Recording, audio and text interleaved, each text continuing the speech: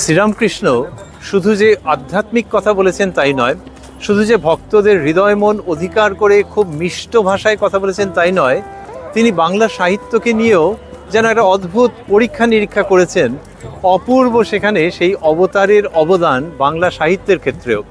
কল্পতরু দিবসে তিনি আশীর্বাদ করলেন যে আশীর্বাদ করি তোমাদের চৈতন্য হোক, এই কথা শ্রীরামকৃষ্ণ বললেন।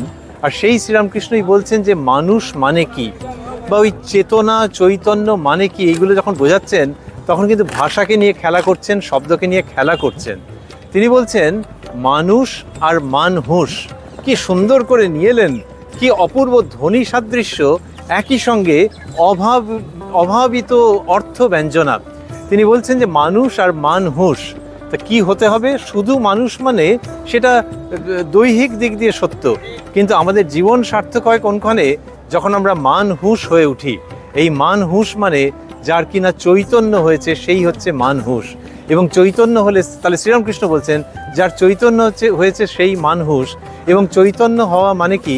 চৈতন্য হওয়া মানে তিনি বোঝাচ্ছেন যে কিনা বুঝেছে যে এই জগৎ সংসারটা অনিত্য, ঈশ্বরই নিত্য, এটি যার বোধ হয়েছে তারই চৈতন্য হয়েছে এবং সেই মানহুস। আমরা এই কথাগুলোকে খুব হালকাভাবে হাসির ছলে একেবারে সাধারণ ড্রয়িং রুমের ভঙ্গিতে আলোচনা করতে পারি, আবার একটি দর্শনের ক্লাসেও এই নিয়ে বিশদ আলোচনায় যেতে পারি।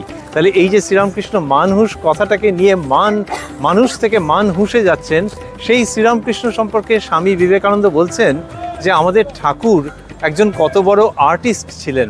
এই যে শ্রীরামকৃষ্ণের আর্ট, তার যে জীবনশৈলী, সেটি তার শ্রীমুখের কথার মধ্যে অপূর্বভাবে ধরা রয়েছে। সেই শ্রীরামকৃষ্ণই একটি জিনিস বলছেন, শুনলে চমকে উঠতে হয়। সংসারী লোকেরা যে সময়ের অপচয় করে, এইটা একটা গল্পের মধ্যে বলতে বলতে বলছে যে কিছু কাজ করে তার সময় কাটছে না দেখে ফালতু গল্প করে বা আবোল তাবোল গল্প করে। এই আবোল তাবোল গল্প করে এবং ফালতু সময় নষ্ট করে। আবোল তাবোল শব্দটি আমরা দেখছি সুকুমার রায়ের ব্যবহারের প্রায় 100 বছর আগে শ্রীরামকৃষ্ণের কাছ থেকে পাচ্ছি। এই আবোল তাবোল শব্দটি তিনি ব্যবহার করছেন। সেই জন্যে আমাদের ভাবতে ভালো লাগে যে শ্রীরামকৃষ্ণ মানুষের মনোজগৎকে যেমন আলোড়িত করছেন, তেমনি এই সারস্বত জগৎকে, সাহিত্য জগৎকে আলোড়িত করছেন। কিন্তু সেই আলোড়নটা কোনো বিভ্রান্তির জন্য নয়, সমস্তটার মধ্যে দিয়ে এক অপূর্ব আনন্দপূর্ণ ঊর্ধ্বায়ন আছে।